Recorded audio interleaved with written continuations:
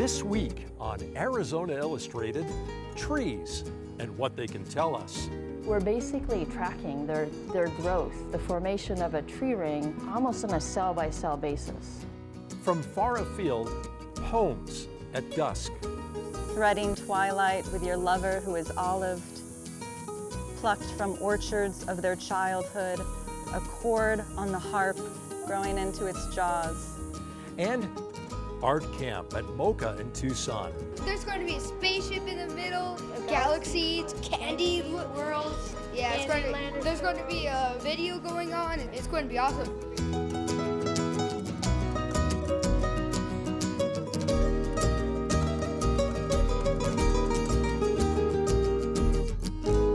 Welcome to Arizona Illustrated. I'm Tom McNamara.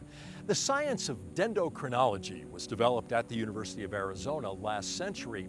While much of the work in the lab uses tree rings to date events and environmental changes, two longtime staff members are taking a closer look at how tree rings are formed. They hope their work can help us understand how climate change will affect the forests of the Southwest in the coming years.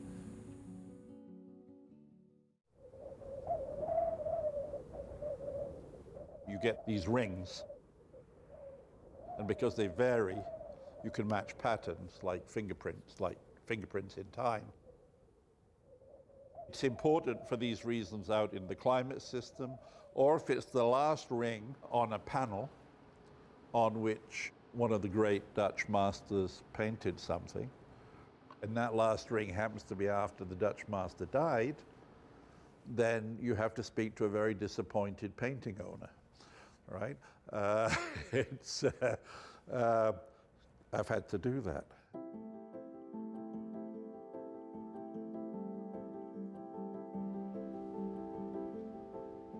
My name is Malcolm Hughes. I'm a Regents Professor of Dendrochronology, which is telling time using trees, here in the Laboratory of Tree Ring Research at the University of Arizona in sunny Tucson. My name is Japanese. Kiyomi is a Japanese name. Marino is also a Japanese name. I was named by my obachan, my grandmother. And one way that you can spell that name, the meaning of that name, is actually tree reader. So I guess I was meant to work at the tree ring lab. My obachan knew that.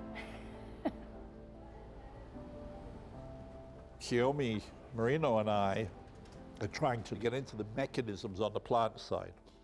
The plants are getting into my nose at the moment, actually. Our main project starts on Mount Bigelow. Can I do this? But it starts behind us, which is almost as tall as Mount Lemmon, but 40 minutes closer.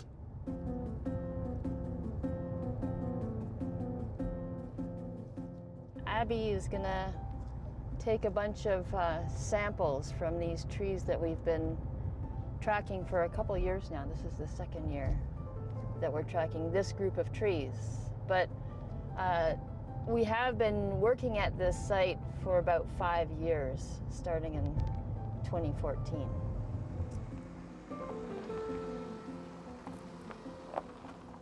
We go up to the mountain on a weekly basis, and we've selected a set of trees, all of them ponderosa pine. I think we'll start with tree 5 today. We follow these trees throughout the course of the growing season. So each week we take a microcore. We're basically tracking their growth, the formation of a tree ring, almost on a cell-by-cell basis. Something that's very special to southern Arizona is what happens after a really dry April, May, June, when you know that you don't usually have to worry too much about washing your windscreen until usually July the 4th, when the monsoon comes along and puts out the fireworks on A Mountain. Everything slows right down when there's no water. But in fact, a few days before it comes, when the air is getting a bit more humid, the growth of the wood is already responding. I mean, we have the system now where we can stockpile those. So that provides us with numbers that we can put into our models to then run the models back to make sure that we can explain what has already happened, and then run them forward a few years to see what various possible changes in our climate might affect tree growth. No, but that's good. I think people that live and work in the forests and work with wood have known for thousands of years that tree stem was putting on an extra layer of growth each year. It took a feisty Yankee, Andrew Ellicott Douglas, to be brought down to the southwest to find telescope sites in clear, dry air, and ended up recommending Mars Hill in Flagstaff. This was in the late 1880s. 1906, the U of A has an opening, so he gets hired down here. And for him, it was all one field. This was part of astronomy. From the very beginning, from when Douglas first started developing the science of dendrochronology, he was looking mostly at variability in tree ring width. He didn't know much about plants, and if he'd known too much about plants, he would have thought it was impossible. So there are times when ignorance really is bliss, even in science. So you'll try things that shouldn't work, and if they do, then you're off to the races. Did you embed them anyhow then? I came into science a little bit later on. I actually didn't know, so I did my undergraduate here at the University of Arizona. I didn't know that the tree ring lab existed during my whole undergrad. And I blamed that on the fact that it was in the football stadium, but not really. The strength of the tree rings is that they give us a much more complete picture of the variability of climate conditions on like centennial and sometimes millennial timescales, which is important to know. It puts the current conditions into context. I was involved in one of the first papers using tree rings and other records to show how unusual the climate of the last 3 decades has been. And from some of the political and vested interests responses to that, there's clearly a problem of fessing up to the problem that we have. But then when I was a small boy, we had rationing of food because at the end of World War II, millions of people were being killed, and yet here we are. Look at the things that have changed in our society in the last 20 years about tobacco, about people's private lives, and so on. They were not thinkable in the 70s or 80s. So it's not a reason to be complacent or Pollyannish, but it's to say, how, what can we do? We need to get our act together and identify solutions. And I think there are quite a few. The main reason we do it is to find out how things work. You know, I mean, that's the driving impulse. They like it. Is to find out, is to get under the hood of the natural system and find that relay or that fan belt that's gone and figure out which is the right one to put back in. How does it actually work? That's the motivation that keeps us doing sometimes repetitive and crazy looking things for years in order to find something out. I'm half retired. I'm on a phased retirement, which was designed to make me start to think about, you know, a different period of life. I feel very, very fortunate. I came from a working class background. I'm a first generation college person.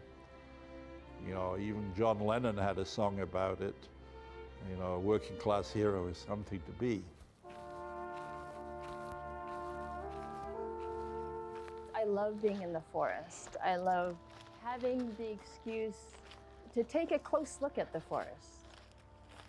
It forces you to sort of stop and look around and, you know, take into account your surroundings. And that is just, for me, that's super invigorating. And it's especially great to go up in the mountains when it's like 115 down in Tucson.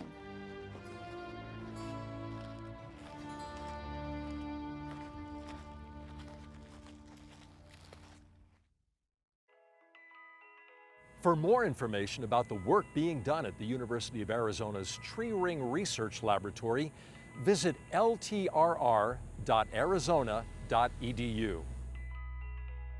And now, from our Far Afield series, we bring you Tucson-based poets Brandon Shimoda and Devota as they share some of their work from the North Campbell Avenue Bridge at dusk.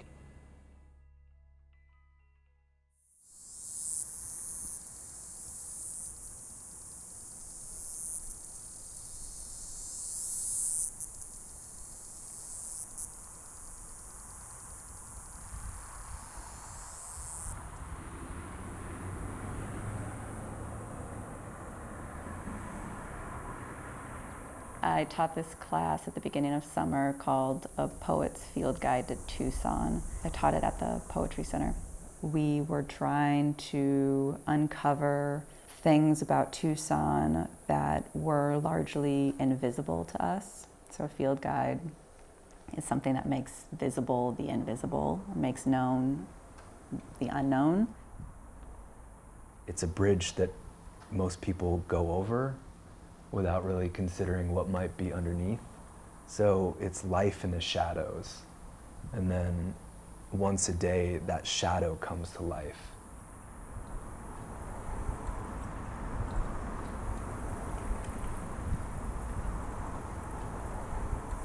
This is called The Eternal Wall. It's from a book, The Division of Labor. When the future became present, you were all adopted to tread its wilderness, threading twilight with your lover who is olived, plucked from orchards of their childhood, a chord on the harp growing into its jaws. Awaken nocturnal insects, wiry, their hunger and birds. Combat tongues, straitjacket the sun, but I cannot live without fog. This is from the desert. I don't know what day it is anymore. It is 106. I slept for 11 minutes last night. My mind is a wandering atlas. Have you had any spirit encounters? Have you eaten any yellow cactus buds? I am thinking about the apocalypse, not as some cataclysmic event, but as a slow revelation of the inside of existence, and what the hollowness revealed, which it would be counter to what everyone expects, an outpouring of the human history, geological history, magma, horsemen, disease, all the oceans at once, as though pulled through the navel of the world, just space and ash, that we've arrived late, and the apocalypse is the revelation of what already took place.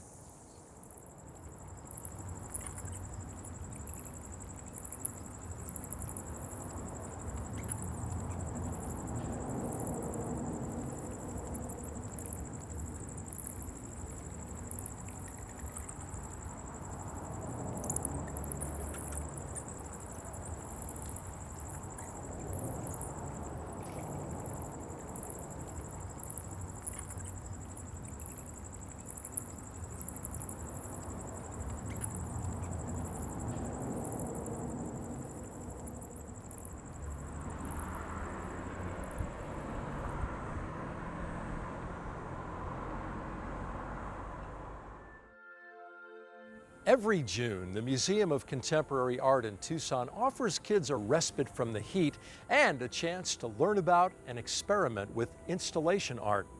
Students work with local artists to bring their own visions to life by transforming entire rooms into works of art.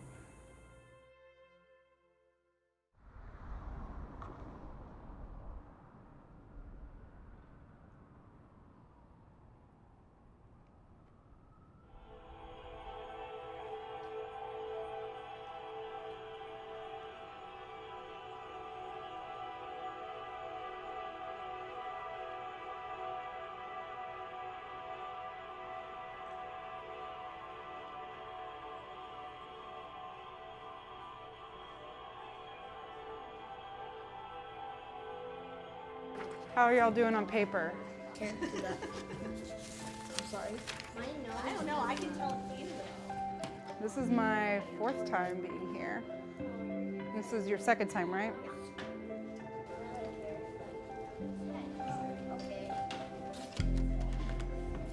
Because our artist in residence programs aren't running during the summer, we have these rooms available, and I'm an installation artist. So it was like fascinating for me to try to work with kids to create installations. We prefer if you guys come up with the rules for camp. So we're gonna ask what some of the rules you think we should have. So who has an idea of what one rule might be? And I saw your hand go right away. No yelling. No yelling. Seems reasonable, right? Any kind of community-based program, it's really important that you are listening to the needs of the community rather than telling the community what they need. When kids make up their own rules, they are more inclined to follow them. I see a hand up. Respect yourself and others. We can add that one to the respect column. Okay, this side, watermelon EGs, orange dream. Over here.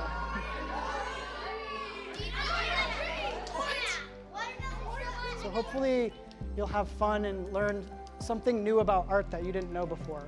And not to be cheesy, but like art saved my life. And so I want to share like my love and enthusiasm for like visual language as a visual learner and a visual thinker with youth, and let them know like there's other perspectives and there's other ways of seeing the world. It's like brainstorm. We're gonna come up with ideas and see what sticks. And then you're gonna take your idea, crumple it up, and throw it in the middle of the room. My daughter has participated in the camp the last couple of years. And last year when she came home, she was like telling me the type of things they were doing here, and I was like, man, I wanna go to camp like that. So when Eli approached me a few months ago and said, would you like to participate, help facilitate the camp, I was like, going to camp. Okay. All right, so I'll write planets, dimensions from the planet. And then we would also have 2 portals, one to the space and galaxy, and then the other one to a different dimension. At this age, like, they don't hesitate to come up with ideas. Like, everyone has 5 ideas on deck. And it's really cool to kind of also watch them all. They're really respectful of each other's ideas. Maybe the aliens are made out of candy. Music.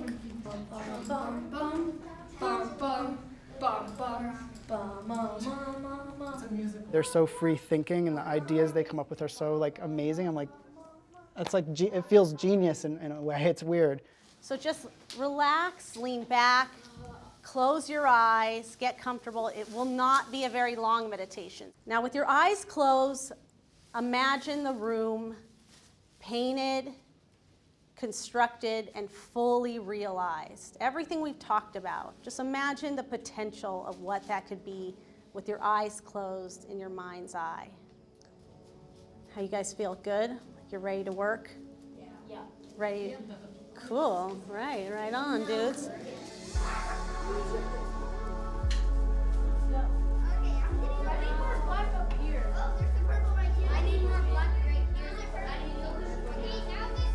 This year, our theme is sort of like alien galaxy kind of thing. Space, yes. Today we're working on painting the walls and kind of concession stand here for like alien kind of candy. Then like over here and back there's gonna be different like realms.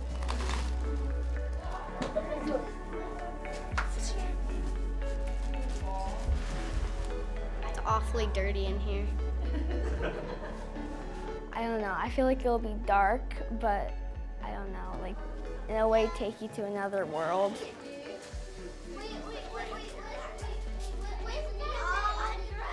But it's supposed to be a space candy. There's dinosaurs, aliens, space candy, rocket ship movie theater. Clouds raining, streamer, rainbows, and a spaceship. I mean, that's what kids think about. It is rad. There's going to be a spaceship in the middle. There's going to be galaxies, candy worlds, something. Yeah, there's going to be a video going on. It's going to be fun. It's going to be awesome.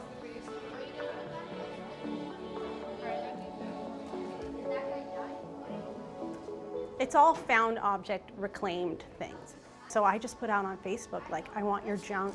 I know you people are hoarders. People hold on to like garbage with the expectation it will have like a function. So I just provided that. And I just said, drop it off on my porch. And as people did that, I kind of looked it over a little bit and I was like, oh, kids are not gonna be, like, what are they gonna do with all these wine corks? But I'm amazed, like, every day this week at what they use. The top one is a coffee thing, and then the other one is a yogurt cup. And then this, I do not know, but it's a cardboard tube. Then I had some toilet paper rolls and some things. When you're an adult, I think mostly what we do is get in our own ways. And kids don't do that. They don't have those sort of insecurities as much, I think, as adults do. And so it helps me remember, like, it's okay to just, like, be free and do things and not judge myself. Is this your T-Rex head? Yes. Right here? We're trying to build something out of cardboard. It requires some problem-solving skills. So it's like this art project that like thinks about problem solving. We also have to measure things, so it's incorporating math, a little bit of physics when it collapses. Good teamwork. Oh, you have some in your lap. No, he needs some. Thank you. No, but I got some. Here, take this tape. I got some already. I mean, if there's a word I would use to describe this camp, it would be rad. Meaning the camp is rad, like it's totally super awesome dope, but it's also radical. Like, there is no other place in Tucson that I've heard of that like this camp at MOCA Tucson that provides a space where kids can just go in, do what they want. They're consensus building, they're collaborating, they're able to play and have play be the process.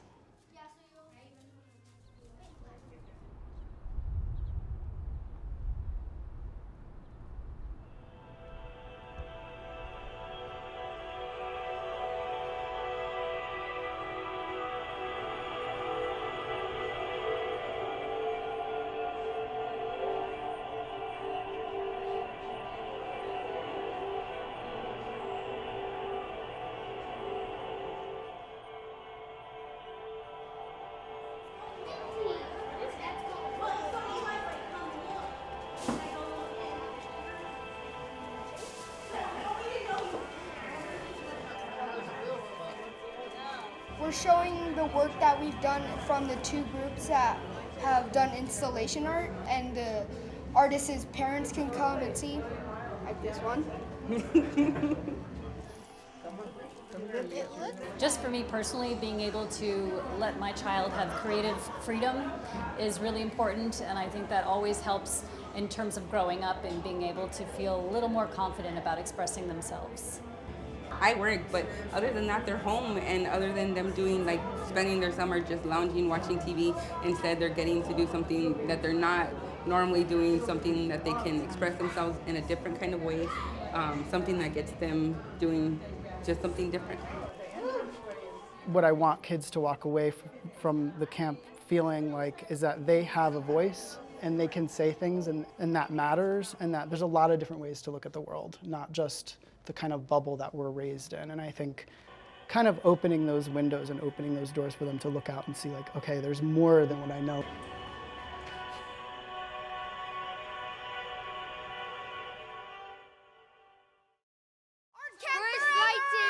First lightsaber. Thank the cameraman. Thank the cameraman.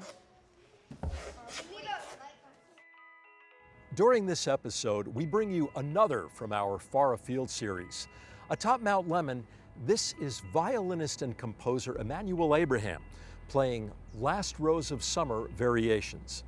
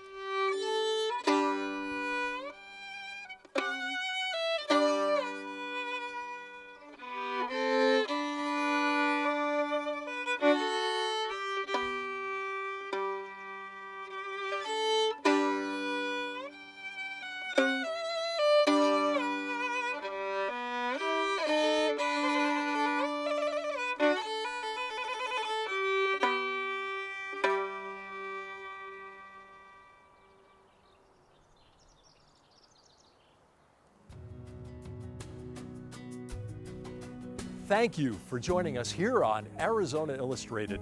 Here's a sneak peek at a story we're working on. And one of the reasons that I became vegan, because I moved here when I was 17 and I started getting fat and very unhealthy, and I just didn't like it. So at one point I realized that it was the food. I'm Tom McNamara. See you next week.